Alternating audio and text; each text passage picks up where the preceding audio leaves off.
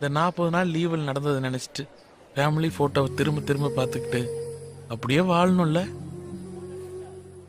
மெல்ல விடை கொடு மனமே, இந்த நினைவுகள் நினைவுகள் கனமே. தாய் மண்ணே செல்கின்றோம் தூரம் தூரம். இங்கு உறவுகள் பிரிவுகள் வருதே, சில அழகிய வரிகளும் தருதே.